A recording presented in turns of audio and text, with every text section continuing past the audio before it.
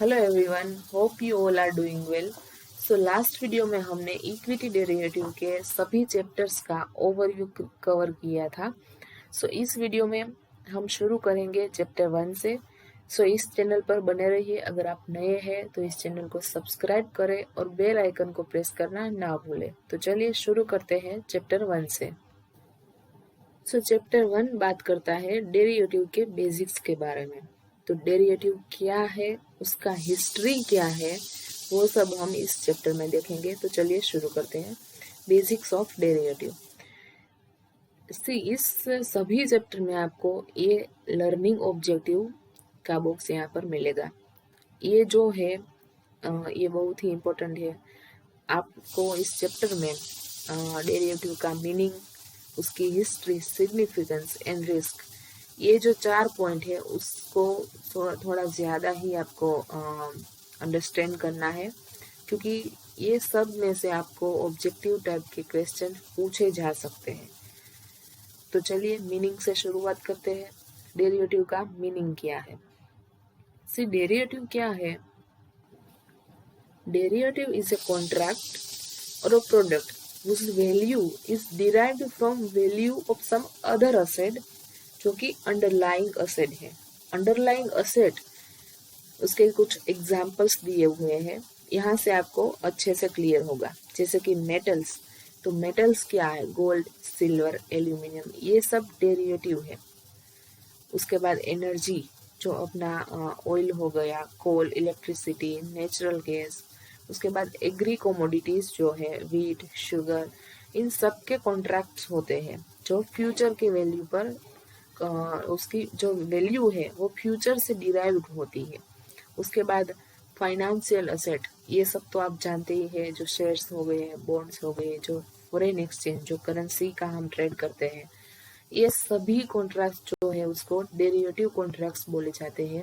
क्योंकि इसकी जो वैल्यू है, लेट्स से ये जो ऑयल हो गया, तो ऑयल की वैल्यू कहाँ से डिराइव्ड होती है? तो उसकी जो फ्यूचर प्राइस है वहां से हम ऑयल की वैल्यू डिराइव्ड करते हैं। जो अपने मार्केट में प्राइस चल रहा है उसका फ्यूचर में क्या रेट होगा, उसका हम आज ही प्रिडिक्ट करते हैं, उसे डेरिवेटिव कॉन्ट्रैक्ट कहा जाता है। I hope you understand the meaning. उसके बाद डेरिवेटिव मार्केट, उसकी हिस्ट्री क्या है, इवोल्यूशन कहाँ से हुआ, वो सब हम आगे कवर करेंगे। तो सबसे पहले जो है डेरिवेटिव मार्केट, वो 12th सेंचुरी में ही पता चल गया था। डेरिवेटिव कॉन्ट्रैक्ट्स के बारे में, उसके मार्केट के बारे में, उसकी हिस्ट्री क्या है, कहाँ से इवोल्यूट हुआ, तो सबसे पहले वो 12th सेंचुरी में यूरोप में से स्टार्ट हुआ। यूरोप के लोग फ्यूचर में डिलीवरी करने का प्रॉमिस करने लगे। उसके बाद 13th सेंचुरी में वो लोग वूल का 20 इयर्स एडवांस में फॉरेन मर्चेंट्स को डिलीवरी का कॉन्ट्रैक्ट करते थे। उसके बाद लेट 17th सेंचुरी में उन्होंने जापान में राइस का कॉन्ट्रैक्ट का फ्यूचर मार्केट डेवलप किया। उसके बाद 1848 में, ये सबसे इम्पोर्टेंट है, इसका ऑब्जेक्टिव टाइप क्वेश्चन आ सकता है। 1848 में शिकागो बोर्ड ऑफ ट्रेड, जो CBOT से जाना जाता है, उन्होंने फॉरवर्ड मार्केट को इंट्रोड्यूस किया। फिर उसके बाद 1865 में उन्होंने एक्सचेंज में इस सबको ट्रेड करना शुरू किया। उसके बाद 1999 में उन्होंने बटर और एक्स को लॉन्च किया थ्रू एक्सचेंज। ये आप देख सकते हैं, शिकागो मर्केंटाइल एक्सचेंज जो नाम दिया गया, और वहां पर बटर और एक्स के कॉन्ट्रैक्ट होने लगे। फिर 1972 में उन्होंने करेंसी फ्यूचर इंट्रोड्यूस किए। 1973 में उन्होंने लिस्टेड ऑप्शंस को लॉन्च किया। उसके बाद 1975 में CBOT ने जो ट्रेजरी बिल्स है फ्यूचर के और टी बॉन्ड फ्यूचर के कॉन्ट्रैक्ट्स उन्होंने 1975 में लॉन्च किए। उसके बाद 1982 में उन्होंने यूरो डॉलर के फ्यूचर कॉन्ट्रैक्ट्स को इंट्रोड्यूस किया। साथ ही साथ 1982 में उन्होंने जो फर्स्ट स्टॉक इंडेक्स फ्यूचर है उनको लॉन्च किया by city board of trade. उसके बाद 1983 में उन्होंने स्टॉक के जो इंडाइसिस है S&P 100, S&P 500, वो उन्होंने लॉन्च किया Chicago board of option exchange. उसके बाद 1983 to 1996, 13 years, a phenomenal growth has been introduced. Factors influencing the growth of derivative market. Derivative का मार्केट ग्रो कैसे हुआ, कौन से फैक्टर्स अफेक्ट हुए, उसकी वजह से मार्केट ग्रो हुआ, तो उसके 5 फैक्टर्स यहाँ पर दिए गए हैं। The first is increased fluctuation in underlying asset. Underlying asset है उसमें अगर फ्लक्चुएशन आएगा, we can say that the fluctuation is the key in the market. Financial market grow कैसे करता है, जब उसमें कोई भी स्टॉक होते हैं वो भी अगर फ्लक्चुएट हो, उसका वॉल्यूम हाई लो होता है तो हम बाय और सेल के कॉन्ट्रैक्ट्स एंटर करते हैं। वॉल्यूम जो फ्लक्चुएशन है, वॉल्यूम एंड फ्लक्चुएशन दोनों इंटर रिलेटेड है। फ्लक्चुएशन होगा मार्केट में तभी मार्केट ग्रो करेगी। Second is integration of financial market. जो फाइनेंशियल मार्केट है वो ग्लोबली इंटीग्रेट हुआ। इंटीग्रेट को आप अमालगमेट भी कह सकते हैं, कॉम्बिनेशन भी कह सकते हैं कि मार्केट ग्लोबली ग्रो होता है तो किस वजह से, कि मार्केट इंटीग्रेट हुआ होगा, कुछ उसमें इंटीग्रेशन का पार्ट होगा। Third is use of latest technology for communication और रिडक्शन इन ट्रांजैक्शन कॉस्ट। अगर हमें कुछ भी ग्रो करना है तो उसका इनवर्स रिलेशन है कि हम जो कॉस्ट है उसको कम करें। जो कम्युनिकेशन में कॉस्ट होती है, जो ट्रांजैक्शन की कॉस्ट होती है, वो कम होनी चाहिए, तभी तो हम ग्रो करेंगे। उसके बाद enhance understanding of market participants and sophisticated risk management tools to manage risk. जब हम ग्रो करते हैं तो रिस्क भी ग्रो होता है। हम कोई भी मार्केट ले ले, कोई भी एग्जाम्पल ले ले, जब हम ग्रो करते हैं तो उसके बाद हमारा रिस्क भी ग्रो होता है और उसको कम करने के लिए कुछ हम टूल्स का यूज़ करते हैं। तो यहाँ पर भी कुछ टूल्स का यूज़ किया गया, मार्केट को ग्रो करने में हेल्प मिल गई। The last is frequent innovation in derivative market in newer applications of product. अब ग्रो करने के लिए कुछ एप्लीकेशंस का यूज किया गया, कुछ प्रोडक्ट्स का यूज किया गया और ऐसे ही मार्केट ग्रो हुआ। उसके बाद 1983 में ये सब हुआ। उसके बाद इंडिया में कब आया डेरिवेटिव मार्केट का जो इनिशियल है वो इंडिया में कब आया, तो उसके बारे में हम देखेंगे आगे। 1996 में सेबी ने एक कमेटी बनाई, उसका नाम दिया गया doctor LG Gupta committee, LC Gupta committee. Indian derivative market. India में डेरिवेटिव मार्केट कब इंट्रोड्यूस हुआ, तो लास्ट हमने देखा था 1983 में CBOT ने जो स्टेप लिए थे, उसके बाद 13 ईयर के बाद 13 ईयर लगे हमें इंडिया में इनको इंट्रोड्यूस करने में। 1996 में सेबी ने कमेटी बनाई, डॉक्टर LC गुप्ता कमेटी। ये आपको ऑब्जेक्टिव टाइप क्वेश्चन में पूछा जा सकता है तो इसको याद रखें। डॉक्टर LC गुप्ता कमेटी 1996 में सेबी ने बनाई।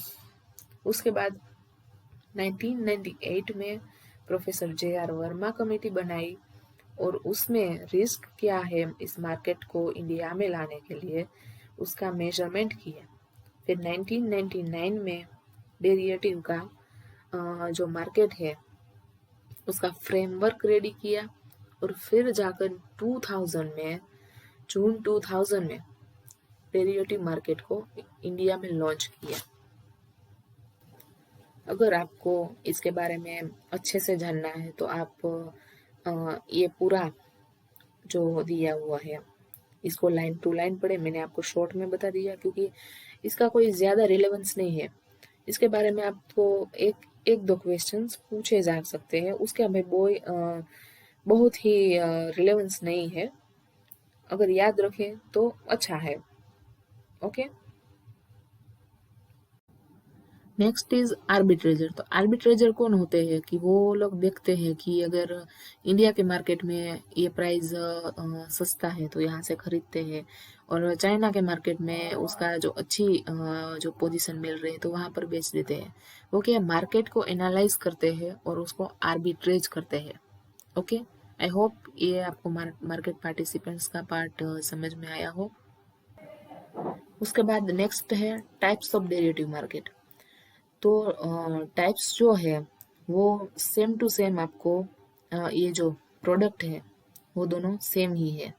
तो ये आपका सेल्फ रीडिंग पार्ट है, टाइप्स ऑफ डेरिवेटिव मार्केट। इसमें कुछ भी नया नहीं है, जो भी हमने कवर किया है पहले वही है कि कॉन्ट्रैक्ट्स क्या होते हैं, फ्यूचर, उसके बारे में ही आपको यहाँ पर लिखा हुआ है। उसके बाद है सिग्निफिकेंस ऑफ डेरिवेटिव मार्केट, तो यहाँ हम ये कवर करते हैं। तो next is significance of derivative market. Market में कितना सिग्निफिकेंस है। तो the first is helps in improving price discovery based on actual valuation and expectation. जो एक्चुअल वैल्यूएशन है उसके हिसाब से प्राइस को इम्प्रूव करता है। The second is help in transfer of various risk from those who are exposed to risk but have low risk appetite to participants with high risk appetite। जो हेजर्स है, यहाँ पर हेजर्स की बात होती है। जो हेजर्स क्या करते हैं, रिस्क को एपेटाइट करना चाहते हैं कि उनको पहले से पता होता है कि रिस्क कितना है और इसको मिटिगेट कैसे करना है। Third is helps shift to speculative risk from unorganized market to organized market। तो उसमें क्या है कि वो मार्केट को स्टेबिलिटी, जो फाइनेंशियल सिस्टम है उसमें कैसे स्टेबिलिटी लानी है वो सब प्रोवाइड करता है। नेक्स्ट है कि मार्केट में रिस्क क्या है। पार्टिसिपेंट्स जो है डेरिवेटिव मार्केट में उसको रिस्क कितना है, क्या रिस्क है, उसके क्या टाइप्स है। तो मैं आपको शॉर्ट में बताती हूँ इसमें। तो first risk is a counter party risk. Counter party risk क्या होता है कि अ, अगर मुझे प्रॉफिट है तो किसी को तो लॉस होगा ही, दोनों को प्रॉफिट नहीं हो सकता। Okay, second is price risk. जो प्राइस रिस्क है वो जैसे कि हम एक्सपोर्टर का कह सकते हैं कि अगर वो हेजिंग ना करे तो उसको प्राइस का रिस्क हो सकता है।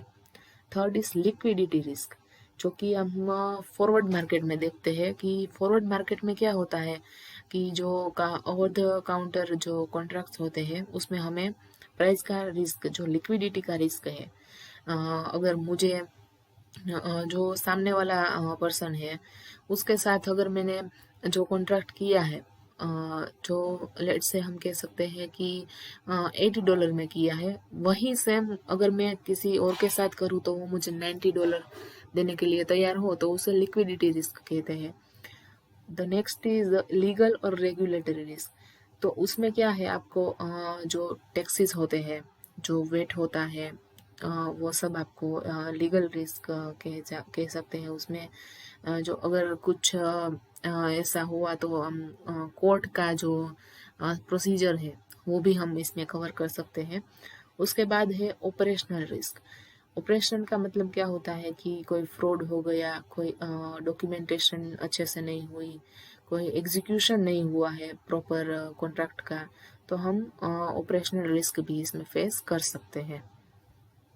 जो नेक्स्ट है, जो लास्ट ये 4 लाइन है, जो है मॉडल रिस्क डिस्क्लोजर डॉक्यूमेंट। ये एक डॉक्यूमेंट होता है जो जो भी हम कैपिटल मार्केट में ट्रांजैक्शन करते हैं, जो भी हम एफएनओ में करते हैं, कैश सेगमेंट में करते हैं, तो ये जो एक डिस्क्लोजर है वो हमें पार्टिसिपेंट्स जो होते हैं उनको प्रोवाइड किया जाता है कि पहले आप इसको रीड करें, उसके बाद ही आप ट्रेडिंग में जो है ट्रेड करें। जो जो भी आप सेगमेंट में ट्रेड करते हैं पहले आपको ये पढ़ना ज़रूरी है।